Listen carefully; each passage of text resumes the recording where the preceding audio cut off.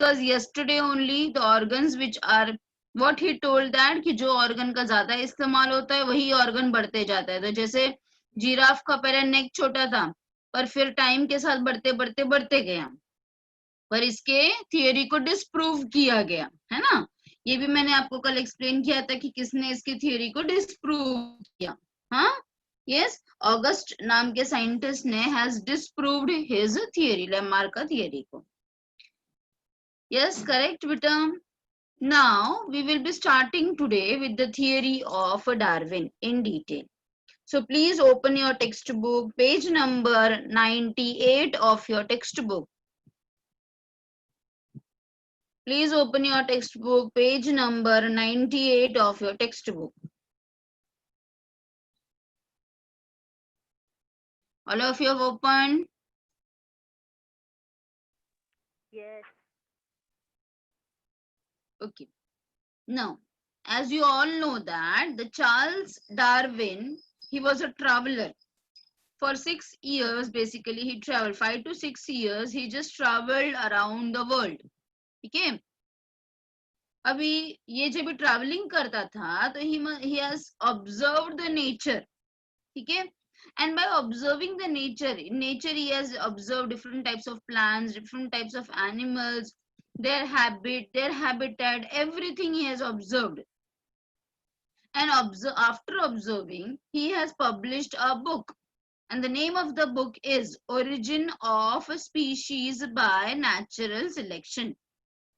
Okay? So in 1859, he published a book named as The Origin of Species by Natural Selection. So this can be again a 1-mark question for your board exam.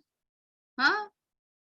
Name the book published by Charles Darwin. So the answer should be, the name of the book is The Origin of Species by Natural Selection in the year 1859.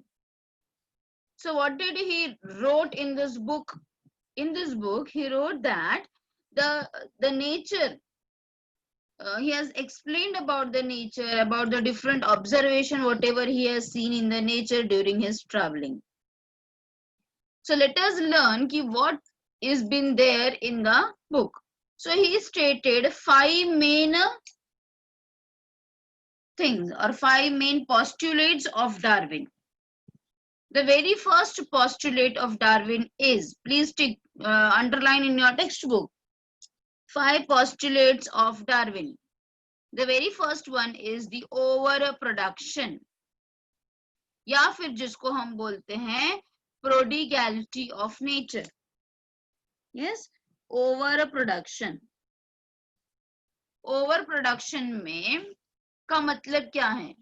जो organism का, उसने क्या observe किया Darwin में कि जो organism के मरने के चांसेस ज्यादा होते हैं या फिर उसके प्रीडेटर्स ज्यादा होते हैं, वो ऑर्गेनिज्म हमेशा बहुत ज्यादा यंग वन प्रोड्यूस करते हैं. A simple example I will give you, जो अब आप डे टू डे लाइफ में देखते हो. ठीक है, जैसे कि अभी अपना एंट हो गया, एंट. हाँ, एंट को कभी देखा है कि सिर्फ एक ही एंट मिलेगी अपने एक ब्रीडिंग सीजन में, एक एंट एक ही अंडा देगी, उससे एक ही बच्चे निकलेंगे? ऐसा नहीं होता है. They give millions of eggs. क्यों ऐसा? बिकॉज ये जो एंट है वो किसी के पैर के नीचे आ सकती है, पेस्टिसाइड से मर सकती है, या फिर उसको भी खाने वाले ईटर्स होते हैं. तो इसकी वजह से क्या होता है कि जो उनका प्रोजेनीज है, they give more number of progenies, or they tend to produce more number of young ones, because they know that ki the survival chances for them, there are many factors which can harm them. ठीक है. But जो बड़े बड़े animals है, like for example let's say as elephant. अभी elephant के मरने के चांसेस कम है. yes, he can do self protection, कर सकता है वो. ठीक है, उसके प्रीडेटर्स भी कम है. तो ऑब्वियसली जो एलिफेंट है वो एक पूरे रिप्रोडक्टिव फेज में या रिप्रोडक्टिव साइकिल में वो मोस्टली एक या 2 ही बच्चे देंगे. समझ में आया? सो दिस ओवर प्रोडक्शन या फिर production is depending upon the factors. ठीक है, may be the environmental factors, ठीक है, और may be physical factors, any factors. समझ में आ गया? So see what is been given in your text book. ठीक है, मैं एक बार वापस ये शेयर करती हूँ आपके साथ टेक्स्ट बुक भी, so that we can go with the text book also. So what it has been given over here, you can see the cursor over here. They have given the example of a salmon fish. एक salmon fish एक season में, single season में वो 28 lakh eggs produce करती है. आपको Ascaris के बारे में भी मालूम है, बहुत सारे एग्जांपल्स आप देख सकते हैं. अभी मैंने आपको एंट का दिया, आपकी टेक्स्ट बुक में सैल्मन फिश का दिया है. I can give you the example of oysters also. Oysters भी मिलियंस ऑफ एग्स देते हैं. I can give the example of ascaris also, जो अपने पेट में एंडोपैरासाइट बन के रहते हैं. तो जो एक एस्केरीज है, she gives about 2 lakhs of eggs. तो अभी सैल्मन फिश का भी देख लो, एक सीजन में, एक ब्रीडिंग सीजन में the salmon fish produces 28 lakh eggs. अगर ये 28 के 28 लाख एग्स सब सैल्मन फिश में बदल जाते तो पूरा जो ओशन है, पूरा जो समुद्र है, वो सिर्फ सैल्मन फिश से ही भरा होता और कोई दिखता ही नहीं उसमें. क्योंकि अगर एक फिश 28 लाख दे रही है तो अगर 4-5 सैल्मन फिश ने दे दिया तो कितने सारे मिलियंस में हो जाएंगे फिशेस. पर कभी ऐसा होता है क्या कि एक ही स्पीशीज से पूरा समुद्र भरा है? नहीं. क्यों? क्योंकि ये फिश के खाने वाले प्रीडेटर्स ज्यादा है, उनके मरने के चांसेस ज्यादा है, इसीलिए ये लोग ओवर प्रोडक्शन करते हैं. Similarly as I given you example of elephant. तो 750 इयर्स में, अगर हम 750 ईयर का स्पैन देखते हैं तो 750 इयर्स के अंदर एक सिंगल एलिफेंट जो है, it can produce this many elephants. पर कितना स्पैन देखो, 750 इयर्स. और यहाँ पे क्या था? सिंगल सीजन था, एक सीजन, एक ईयर भी नहीं, सिंगल सीजन. ठीक है. So this is how is the over production. I hope you can understand the meaning now of over production. Next is और next postulate is the struggle for existence. ठीक है. अभी हर एक animal जिंदा रहने के लिए क्या करता है? स्ट्रगल करता है. तो that is called as a struggle for existence. मतलब जिंदा रहने के लिए हर एक ऑर्गेनिज्म स्ट्रगल करता है. A simple example I will give you. जैसे कि बहुत सारे मैंने दो डॉग्स लिए हैं और दोनों डॉग को मैंने 5-6 दिन से खाने को नहीं दिया है. ठीक है. अगर मैंने एक पीस ऑफ चपाती सामने दिया तो क्या वो लोग कॉम्प्रोमाइज करेंगे कि जान तू ही खा ले, नहीं तू ही खा ले? नो, है ना. दोनों झगड़ा करेंगे उसके लिए. ये तो सिर्फ मैंने डॉग्स की बात बताई, even it is in case of human beings also, है ना. तो हर ऑर्गेनिज्म क्यों खाना चाहता है? For survival. करेक्ट है ना. तो this is called as a struggle for existence. So it is the tendency, ये एक नेचुरल प्रोसेस है हर एक ऑर्गेनिज्म का कि वो फूड के लिए, हाँ, शेल्टर के लिए, यस, ये सब चीजों के लिए it does struggle. The struggle can be within interspecific or it can be an environmental struggle. अगर अगेन स्ट्रगल में भी 3 टाइप के होते हैं, interspecific, intraspecific and the environmental struggle. Interspecific मतलब सेम, जैसे 2 काऊ है fighting for the grass. Interspecific मतलब जैसे कि हॉर्स है, काऊ है, गोट है, again they are fighting for the grass. And environmental conditions का स्ट्रगल क्या है? जैसे कि सुनामी आ गया, फ्लड आ गया, हाँ, अभी जैसे कोरोना है, अभी कोरोना में भी जो भी इसमें स्ट्रगल करके रह पा रहे, जिसका इम्यूनिटी सिस्टम अच्छा है, that is struggle for existence, they can survive. Those who can't, जिसका इम्यूनिटी सिस्टम बहुत ही लो है, they can't survive. समझ में आ गया? Okay. Next is the organic variations. अभी ये सारे फैक्टर्स के वजह से there are different variations. Variations का मतलब क्या होता है बेटा? डिफरेंसेस. तो variation we know that it's a raw material for evolution. अगर वेरिएशन ही नहीं होगा तो इवोल्यूशन ही नहीं होगा, है ना. क्योंकि एप मैन कैसा था और हम कैसे हैं, तो एप मैन से हम कैसे बने? Because of different variations. हाँ, फेस का शेप चेंज हो गया, टेल बोन चला गया, हाँ, सेमी इरेक्ट से इरेक्ट पोस्चर आ गया, तो क्या हो गया? अलग अलग हर जनरेशन में वी कैन सी वेरिएशंस, और जिसके वजह से इवोल्यूशन होता है. So this is called as organic variation. Next thing is the natural selection. Natural selection कौन से बेसिस पे होता है? ऑब्वियसली जो सरवाइव करता है, यस, उसी को नेचर सेलेक्ट करता है। यस, सो नेचर का रूल क्या है? जो सबसे फिट है, हाँ, जो सबसे फिट है उसी को नेचर क्या करता है? Nature will survive. तो survival of fittest is the nature's का सिलेक्शन का rule. Those are organisms which are fit, as I've told you now in case of corona itself. अभी स्टार्टिंग में जो कोरोना का कंडीशन था, there you must have seen that कि many peoples have died. So why? Because their immunity system was not so strong. So nature has not selected them. समझ में आया मेरी बात? So this is how is the survival of fittest of the natural selection.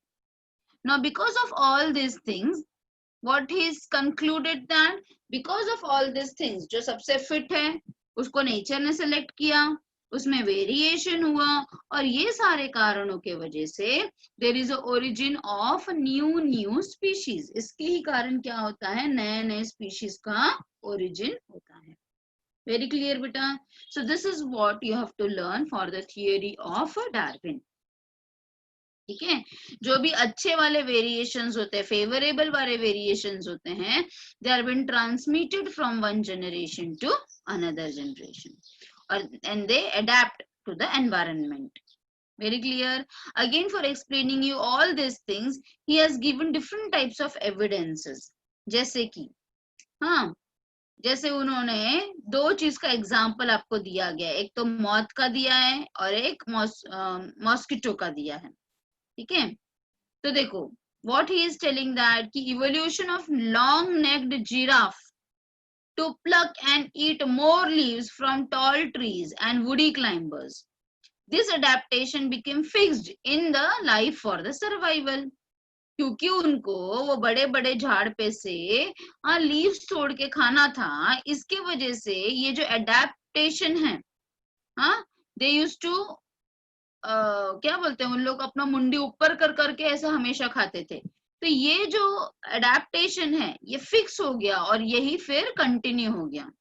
तो इसके वजह से giraffe born tall could survive in famine heat areas also. This adaptation was transmitted to their offsprings.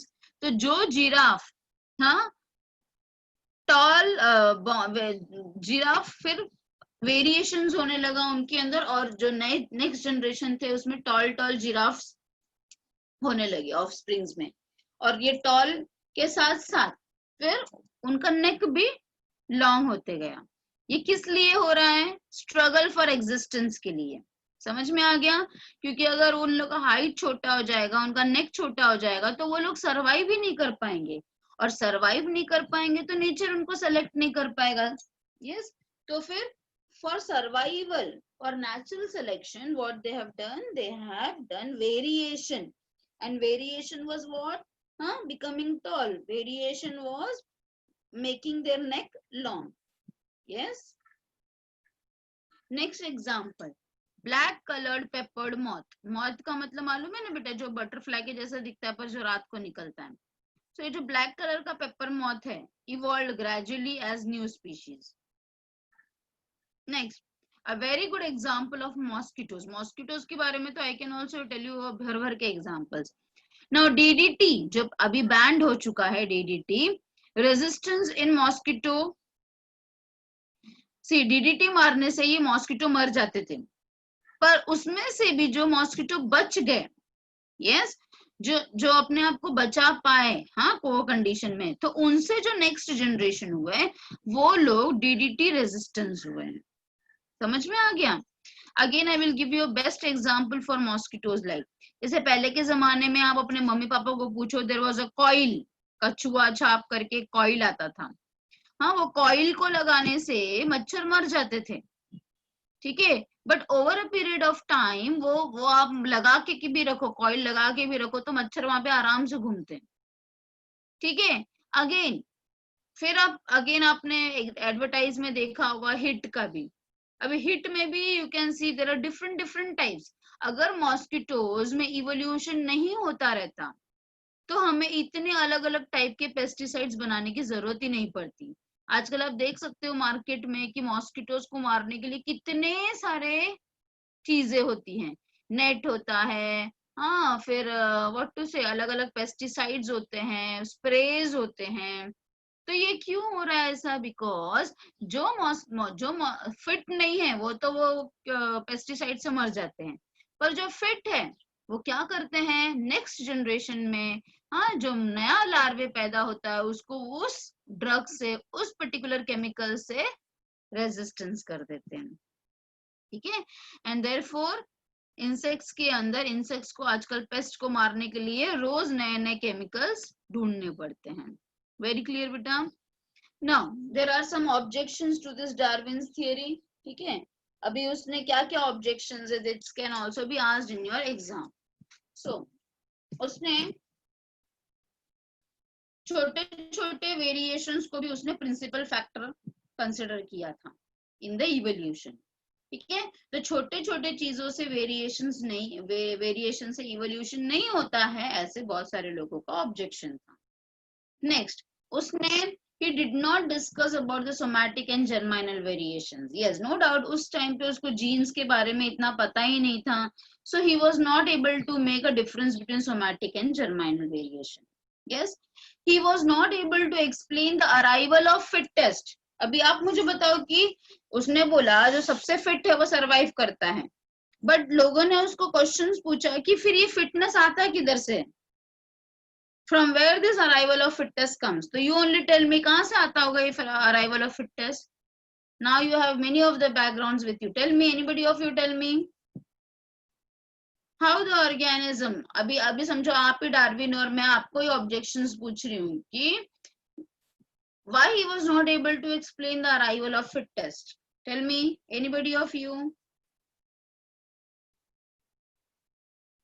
Yes, बोलो बोलो बोलो fast. हाँ, उस time पे जीन्स तो किसको भी नहीं मालूम थे ना, डीएनए सब नहीं मालूम था।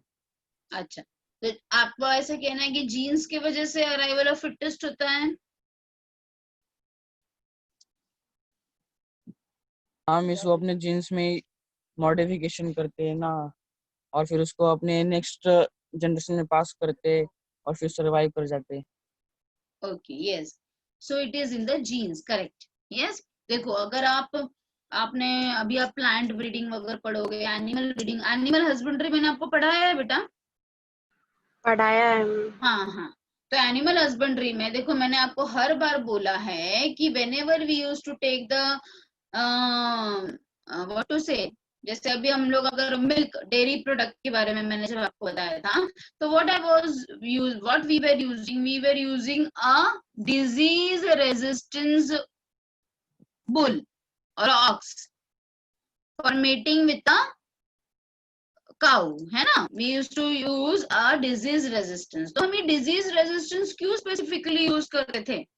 क्योंकि ये जो डिजीज रेजिस्टेंस वाला ऑक्स है, जो ये हट्टा कट्टा है, जिसको कभी कोई बीमारी नहीं होती है, इसी का जीन नेक्स्ट जनरेशन में जाएगा, और इसी के कारण वो जो नेक्स्ट जनरेशन रहेगा ना, वो भी कोई बीमारी में सरवाइव कर पाएगा। तो this is what is the arrival of fitness. तो आज अगर आप फिट हो, मतलब अगर आपको जल्दी कोई बीमारी नहीं होती है, yes, so you should be very thankful to your father, your grandfather and to their grandfathers, ठीक है, because this fitness gene, yes, कि आप जल्दी बीमार नहीं पड़ते हो, आपको जल्दी कुछ होता नहीं है, तो ये जो फिटनेस वाला जो जीन है, that you have got from your parents, from your grandparents। समझ में आ गया मेरी बात? तो that time he was not able to understand, या फिर उसको नहीं पता था कि ये this is a gene which has been transmitted from one generation to another generation। Very clear beta? So this is what is about the objections for the Darwin. Anybody is having any doubt for the Darwin's theory? So 5 things he has postulated: overproduction, struggle for existence, organic variations, और variation होगा तो evolution होगा, next natural selection, and the last one is the origin of new species, that is speciation. Very clear? Anybody is having any doubt? Again, in your exam there can be, you can be asked about the examples, evidences.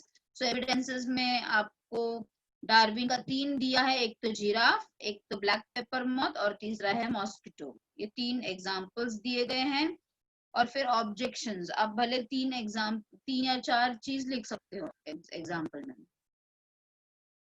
Very clear? किसी को कुछ doubt? Shall we move on to the mutational theory? Yes.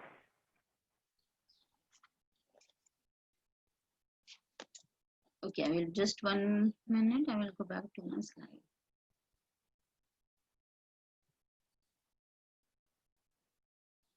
Okay. So just 1 minute. So just have a look on my slide. So by Charles Darwin, it is based on 2 key concepts: natural selection and branching descent. So consider a bacteria colony, for example. A growing on a given medium. If medium composition is changed, only the part of population say B can survive under that condition. है ना? समझो एक bacteria का colony grow कर रहा है, ए colony, और मैंने उसका मीडियम चेंज कर दिया, मतलब जहां पे वो ग्रो कर रहा है ना, वो ग्रोथ मीडियम चेंज कर दिया, तो उसमें से कुछ ही पॉपुलेशन से be can survive under that condition. Now this variant population outgrows the other and appear a new species, that is B is better than A under new condition. So nature will select for the fitness. समझ में आया बेटा? हाँ, just have a look. Example वापस देखो for natural selection.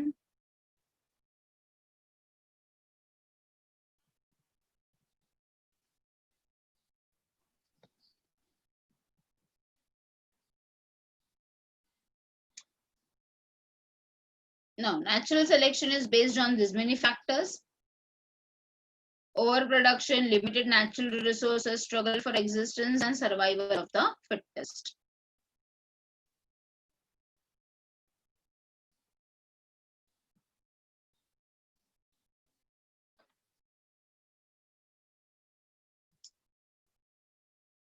See how they have given the Darwin's theory.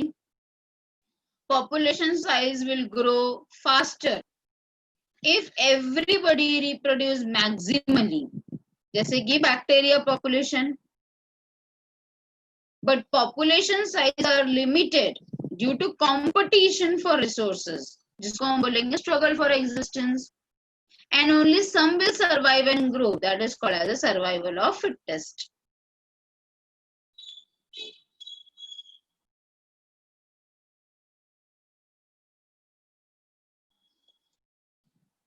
So just have a look. What did the Darwin said? That organism with better heritable variation, for example, better resource utilization, reproduce and leave more progeny. It leads to change in the population characteristics and a new form appears.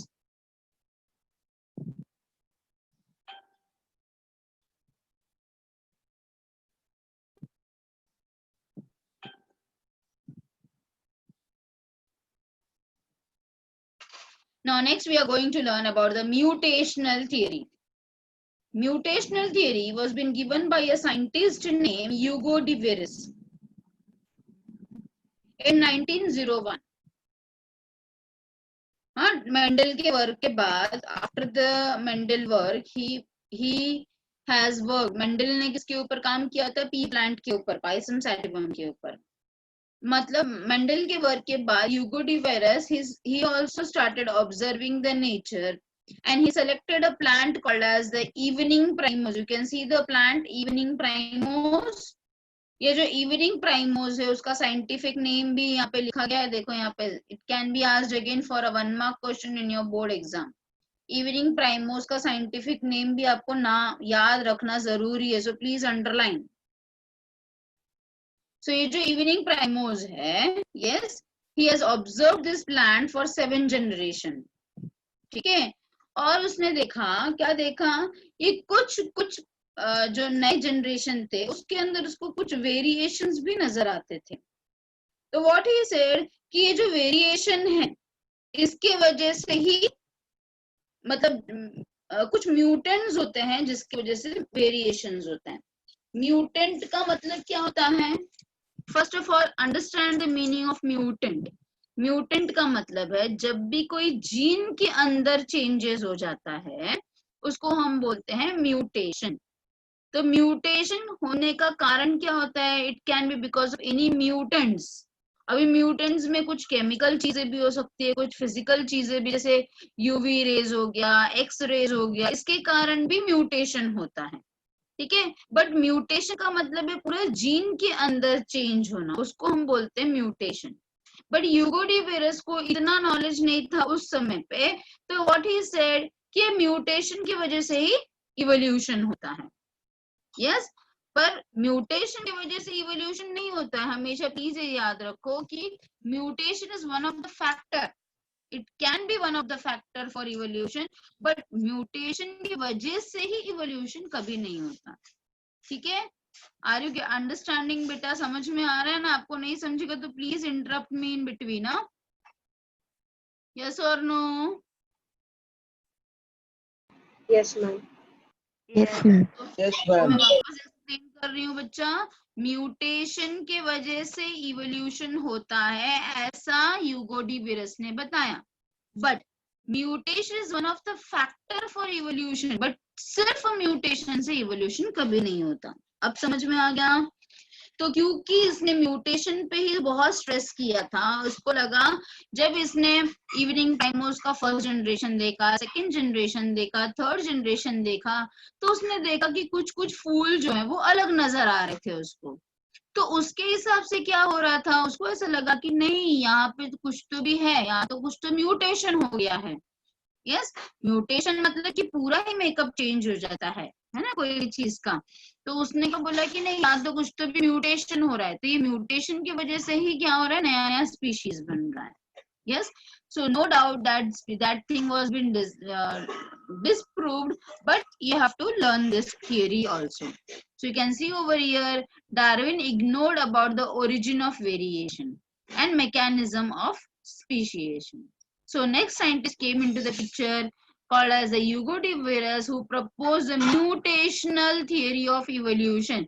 So again, this can be a question for your board exam. Who proposed the mutational theory of evolution? So you should be aware of the name of the scientist.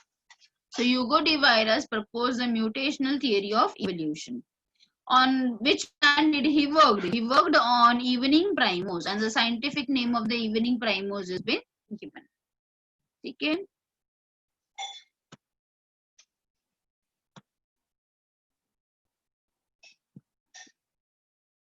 You can see over here mutation and Darwin variation. It was minor variation, but Yugotivirus की वजह से large variation. It was directional. ये उसने क्या बताया, ये randomly हो जाता है, कभी भी अचानक से हो जाता है, directionless होता है। डार्विन ने बताया वेरिएशन ग्रेजुअली होता है, ग्रेजुअल इवोल्यूशन करवाता है। पर इसने क्या बताया, म्यूटेशन से स्पीशिएशन होता है बाय सैल्टेशन, मतलब single step large mutation.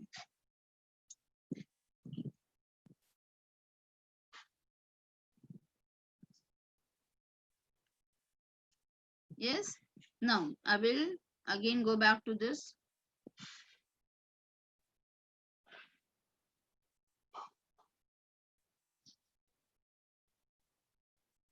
So see over here. So here the name of the plant has been given. Please underline this, and this is called as a mutational theory. Now what are the main features? Let us discuss that. The main features of mutational theories are mutation large होता है, sudden होता है, discontinuous होता है, this change are inheritable, मतलब एक generation से दूसरे जनरेशन में जाता है, म्यूटेशन प्रोवाइड रॉ मटेरियल, ये उसने बताया है, बट ये सब ये है, mutation can may be useful और harmful, useful mutations are selected by the nature, accumulation of this mutation over a period of time leads to the origin of new species, harmful mutation से क्या होता है, may persist or get eliminated by the nature. So this is what he has observed, Yugotivirus has observed, and he has given this theory. So have a look for this theory. Just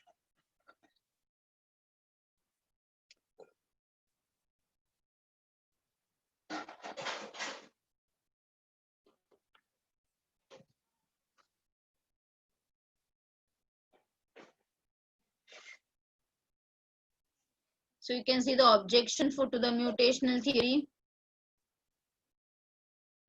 तो what the other scientist have told कि जो variations ये Hugo de Vries बता रहा है, it is due to the chromosomal aberration. Chromosomal aberration का मतलब होता है क्रोमोसोमल डिफेक्ट्स. क्रोमोसोमल डिफेक्ट्स में सब आ सकता है. क्रोमोसोमल डिफेक्ट्स में या तो क्रोमोसोम नंबर बढ़ गया, या तो कम हो गया, या तो उल्टा हो गए, तो ये सब क्रोमोसोमल एबरेशंस में आता है. Rate of mutation is very slow as compared to the requirement of evolution. Chromosomal aberrations have little significance in evolution and they are quite unstable. ठीक है? This is the objection to the mutational theory. Now, which you have to learn in detail is the modern synthetic theory of evolution. इसके अंदर आपको board exam में सिर्फ 1 mark के definitions पूछे जा सकते हैं.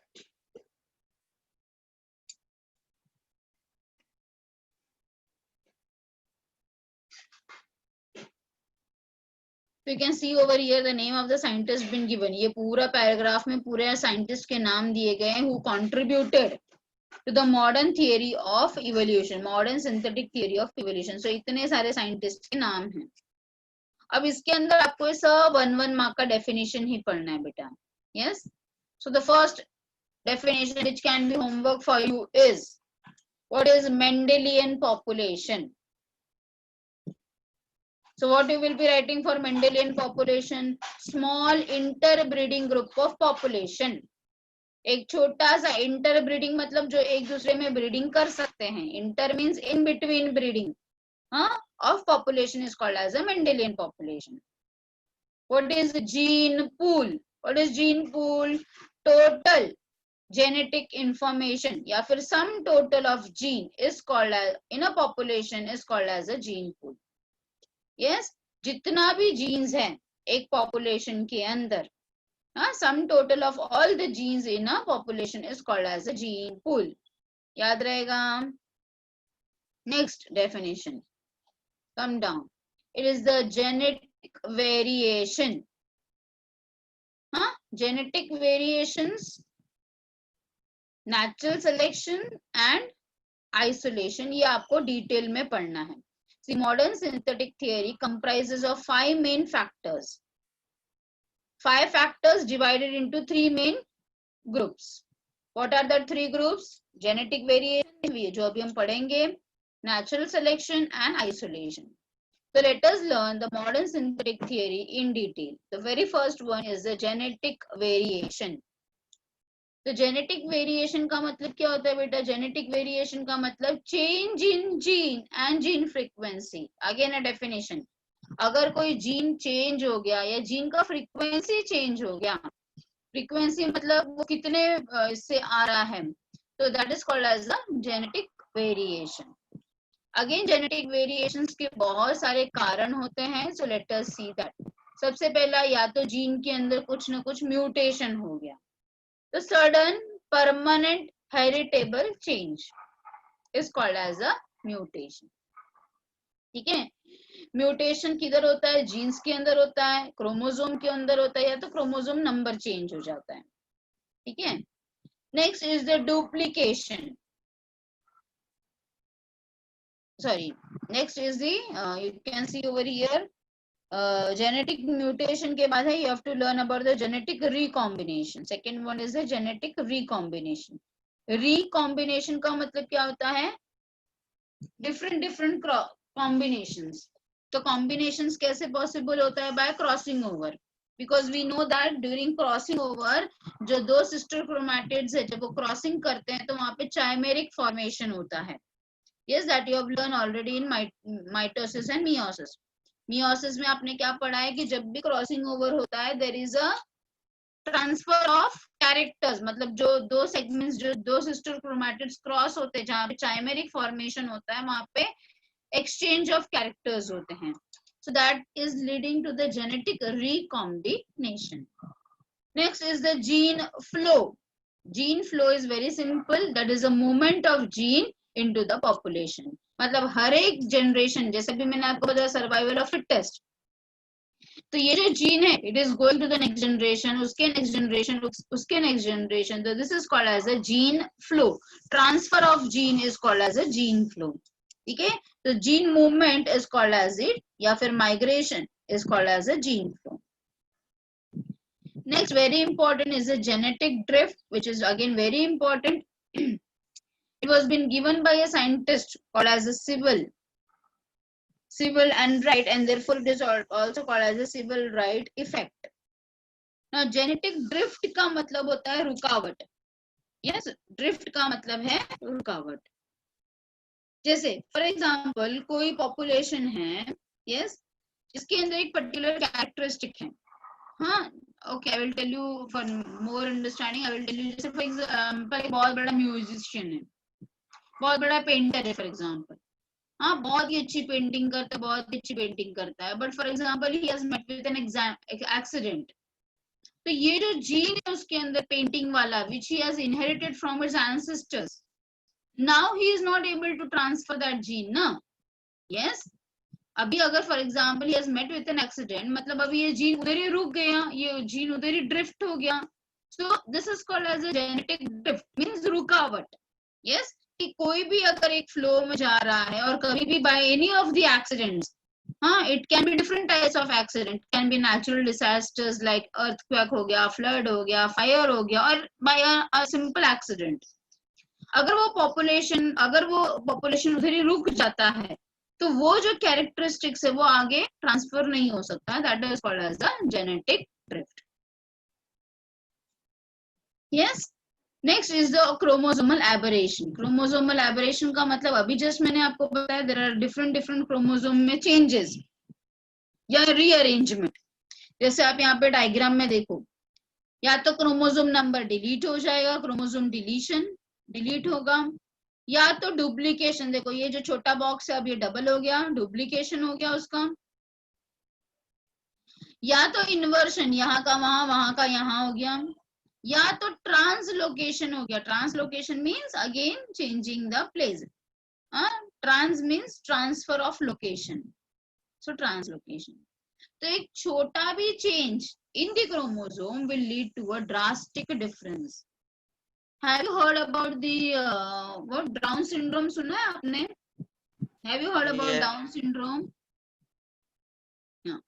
तो डाउन सिंड्रोम में होता है क्या है बेटा, कि सिर्फ एक क्रोमोसोम एक्स्ट्रा हो जाता है. जो 21st ऑटोसोम होता है, वी नो दैट कि हमारा जो क्रोमोसोम है उसमें दो सेट है ना, एक होता है ऑटोसोम, दूसरा होता है सेक्स क्रोमोसोम. तो जो ऑटोसोम है वो हमारे सारे बॉडी कैरेक्टर्स को डिसाइड करता है, जैसे हमारा आईज हो गया, नोज हो गया, व्हाटएवर. तो ये सारे जो कैरेक्टरिस्टिक्स है वो ऑटोसोम से डिसाइड होते हैं. और जो सेक्स क्रोमोसोम है, अगर XX होगा तो फीमेल होगा, और अगर XY रहेगा तो मेल होगा. यस, पर अगर ये जो ऑटोसोम है उसमें अगर जो 21st ऑटोसोम है, अभी ऑटोसोम कितने हमारे पास, टोटल हमारे पास 46 क्रोमोसोम है, जिसमें से 44 ऑटोसोम है और 2 सेक्स क्रोमोसोम है. करेक्ट है? अब ये जो 44 ऑटोसोम है हमारे पास, उसमें से जो 21 नंबर वाला ऑटोसोम है, जो क्रोमोसोम है, अगर वो 21 में दो पैर में हमेशा क्रोमोसोम रहते हैं, अगर ये 2 पैर के जगह पे 3 पैर्स हो जाएंगे, मतलब 3 क्रोमोसोम के सेट हो जाएंगे, तो पूरा का पूरा इंसान ही चेंज हो जाता है. मतलब वो बच्चा will be with a down syndrome. And you have, आपने देखा भी होगा डाउन सिंड्रोम के बच्चे लोगों को, दे लुक डिफरेंट, है ना. They will have a very round face, protruding tongue, है ना. they will be mentally retarded. They will not be a normal child, they will be mentally retarded. So we all are very thankful that कि हमारे पास proper number of autosomes है, proper number of sex chromosome है. Even in sex chromosomes also, the people जो हम लोग यूनिकॉइड्स देखते हैं बाहर, yes, यूनिकॉइड्स जो देखते हैं, जिसको हम नॉर्मली छक्के लोग कहते हैं, उनके अंदर एक क्रोमोसोम बढ़ गया है, उनका सेक्स क्रोमोसोम में एक क्रोमोसोम बढ़ जाता है, मतलब XXY हो गया. समझ में आ गया? XXY है क्रोमोसोम, मतलब XX भी है और Y भी है, तो they are neither a male neither a female. समझ में आ गया? सो जस्ट इमेजिन कि एक क्रोमोसोम बढ़ने से कितना बड़ा चेंज हो सकता है। सिमिलरली एक क्रोमोसोम कम होने से भी प्रॉब्लम हो सकता है। अगर यही क्रोमोसोम, अगर सेक्स क्रोमोसोम अगर एक्स एक्स नहीं हो के सिर्फ वन सिंगल एक्स है, तो फिर क्या हो जाएगा? Again that can not be a male and that can not be a female. So that type of syndrome is called as a Turner syndrome. There are different types of syndromes because of the change in a chromosome. या तो chromosome का number बढ़ गया, हाँ, that is duplication हो गया, या तो डिलीशन हो गया, या तो inversion. Yes, that is also very important. कि अगर 21 वाला क्रोमोसोम 24 पे चला गया उसका एक पैर, या फिर 25 का 21 पे आ गया, तो इन्वर्शन हो गया, then also that may lead to a very very drastic change in an individual. या फिर प्लेस चेंज हो गया. तो we all should be very very thankful to God that कि हमारा हर एक chromosome are at a proper place and a proper time. ठीक है. So this also may lead to the different different variations. समझ में आ गया मेरी बात? Yes. And the last one is, next one is the natural selection. अभी natural selection के लिए अभी आपने ये बटर मॉथ वाला स्टोरी सुना ही होगा, ठीक है, in your lower classes. What was the story about? एक ग्रेट ब्रिटेन के अंदर, ग्रेट ब्रिटेन में before industrialisation and after industrialisation का स्टोरी है ये. ग्रेट ब्रिटेन में बिफोर इंडस्ट्रियलाइजेशन, हाँ, वहां पे थोड़ा भी पोल्यूशन नहीं था. तो जो ट्रीज थे उसके ऊपर बहुत सारे लाइकेंस ग्रो करते थे. We know that lichens are the indicator, they are a natural indicators कि whether the area is polluted or not, है ना. अगर हम कोई एरिया में जा रहे हैं और अगर हमें झाड़ पे लाइकेंस नजर आ रहे हैं, मतलब कि that a particular area is pollution free, है ना. तो ग्रेट ब्रिटेन में यस, इंडस्ट्रियलाइजेशन आने के पहले वहां पे कोई भी टाइप का पोल्यूशन नहीं था, और ये जो पेड़ थे, जो झाड़ थे, उसके ऊपर बहुत सारे लाइकेंस ग्रो करते थे. और उसी ग्रेट ब्रिटेन में वही एरिया में दो टाइप के मॉथ्स भी रहते थे, एक व्हाइट मॉथ और एक ब्लैक मॉथ, है ना. जो व्हाइट मॉथ है उसका साइंटिफिक नेम इज बिस्टन बेटुलारिया, एंड जो ब्लैक मॉथ है उसका साइंटिफिक नेम इज बिस्टन कार्बोनेरिया. ठीक है. अब क्या होता था कि क्योंकि वहां पे पोल्यूशन नहीं था, तो ये जो व्हाइट कलर के मॉथ है, जब रात दिन के वक्त वो लोग रेस्टिंग करते थे लाइकेंस के ऊपर, तो व्हाइट वाले तो छुप जाते थे, पर ब्लैक वाले मॉथ उठकर दिखते थे व्हाइट लाइकेंस पे. तो जो बर्ड्स थे, जो प्रीडेटर्स थे, वो ब्लैक वाले को ही बहुत खा जाते थे, क्योंकि वो दिखते थे झट से, तो आके प्रीडेटर्स फटाक से ब्लैक वाले को खा जाते थे. ठीक है. तो मतलब क्या, नेचर ने उस टाइम पे किसको सेलेक्ट किया था? ब्लैक वाले को, व्हाइट वाले को सेलेक्ट किया था, और ब्लैक वाले मरते जा रहे थे. फिर क्या हुआ, कुछ दिन के बाद वहां पे इंडस्ट्री आए, बड़े बड़े फैक्ट्रीज आए, फैक्ट्रीज में से, चिमनीज में से सूट निकलने लगा, और ये सूट की वजह से क्या हो गया, ये केमिकल्स की वजह से सारे लाइकेंस मर गए. ठीक है. और पूरे झाड़ों के ऊपर ये काला काला सूट जाकर जमा होने लगा. अब इसके कारण क्या हो गया, जब ये सवेरे के वक्त ये मॉथ रेस्ट करते थे, तो अब ब्लैक बैकग्राउंड पे ये व्हाइट वाले मॉथ झट से दिखते थे, उठ के दिखते थे. तो अब कौन प्रेडेटर्स किसको खाने लगे? व्हाइट वाले मॉथ को खाने लगे. So this is what is an example for telling you about the natural selection. So the things will always changes. Never, nothing remains constant in the nature, है ना. Everything changes. ऐसा नहीं है कि आज नेचर ने अगर एक पर्टिकुलर स्पीशीज को सेलेक्ट किया है तो नेक्स्ट टाइम भी उसी को सेलेक्ट करेगा. It is not always like that. ठीक है. सो अभी अगर आज व्हाइट है तो नेक्स्ट ब्लैक ही आएगा, ब्लैक का सिलेक्शन होगा. ठीक है. So this is how the nature goes on like that. Okay, so this is what is about the story which you have already learned in your lower classes, but again once again in your 12th standard. So this is called as a industrial melanism. इसको क्या बोलोगे आप? Industrial melanism, for studying the natural selection with the help of two moths, that is the Biston betullaria and Biston carbonaria. ठीक है.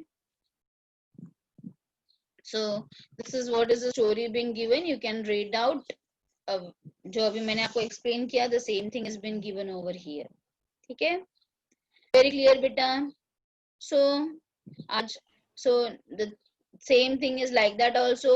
जो बच्चा 11th में अच्छा नहीं पढ़ता था, उसको अच्छा मार्क्स नहीं आता है, but we see that sometime in 12th standard इतना अच्छा मार्क्स लाता है, इतना अच्छा नीट में मार्क्स आता है. So nothing remains constant, that all depends upon your hard work, है ना. So if you do hard work, nature will select you. Very clear, all of you. किसी को कुछ doubt है? So what we have learned today, we have learned about the Darwin's के 5 postulates.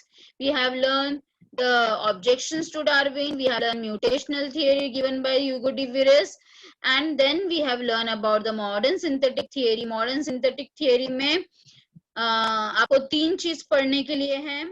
Yes, we have to learn genetic variation, you have to learn natural selection. तो हमने 2 आज पढ़ लिया है, सिर्फ आइसोलेशन आज हमने नहीं पढ़ा है. ये आइसोलेशन में आपको नेक्स्ट लेक्चर में बताऊंगी.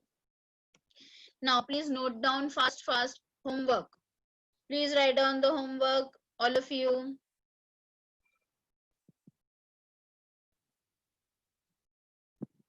मैंने यहाँ तक आपको होमवर्क दिया था ना, ये क्या बोलते हैं, objection to this one, Lamarckism का होमवर्क दिया था आपको. हाँ मिस. हाँ मैम. हाँ, तो चलो लिखो, डार्विनिज्म के बारे में होमवर्क लिखो.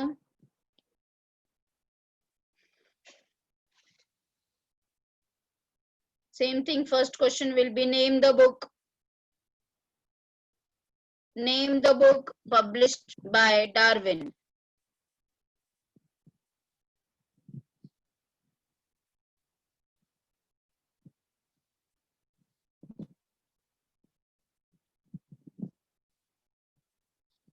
Next, give appropriate example to state overproduction. Give appropriate example to state overproduction. Next, explain survival of fittest. Explain survival of fittest.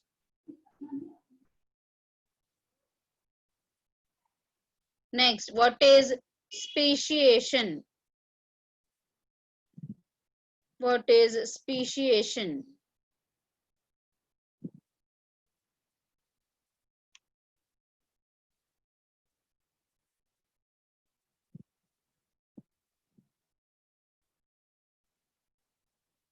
Next, name the plant of mutational theory. Name the plant of mutational theory.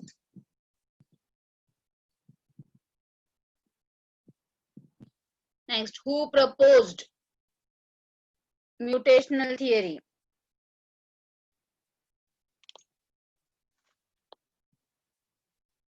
Next, main features of mutational theory.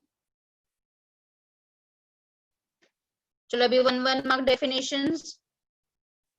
Definitions. Define Mendelian population. Define population.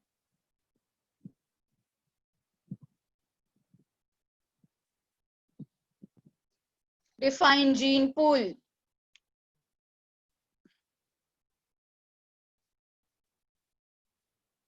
According to Wikipedia, the gene pool is the set of all genes or genetic information in any population, usually of a particular species. Next. Miss वो define वाला फिर से repeat करो ना. हाँ, define Mendelian population लिखा बेटा.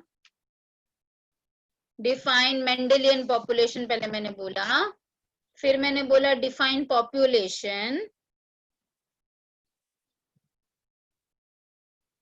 फिर मैंने बोला define gene pool. अभी सब define ही है बेटा, तो define is a common heading. 3 बोला मैंने, Mendelian population, gene pool. India, it's 27. Next, genetic variation.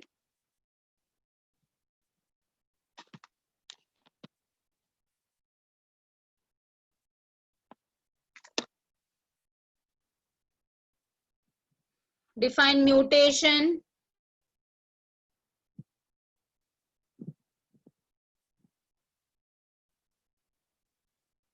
Next, define point mutation or gene mutation. Define point mutation or gene mutation.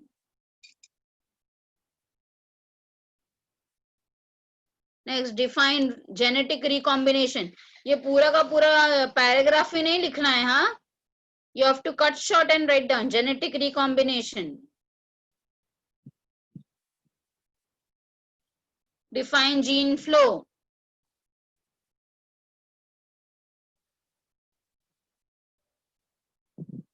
Define genetic drift.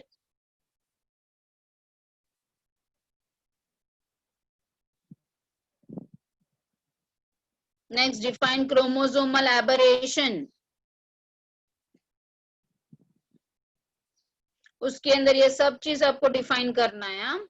Deletion, duplication, inversion, translocation, everything you have to write down.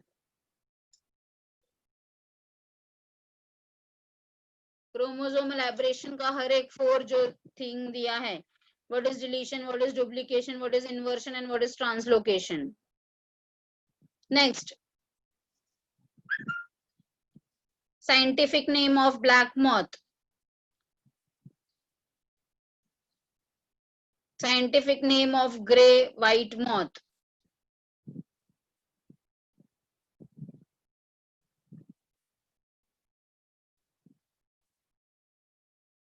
Explain industrial melanism with a suitable example.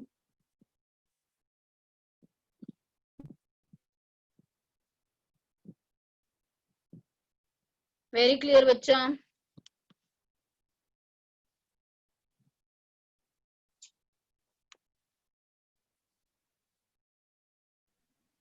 Miss आपने वो last वाला क्या बताया? एक minute. Explain industrial melanism with suitable example. Explain industrial melanism with a suitable example.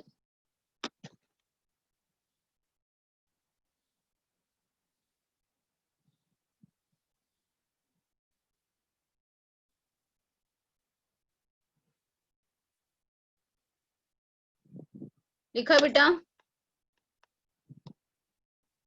All of you have done? Yes, ma'am. Okay.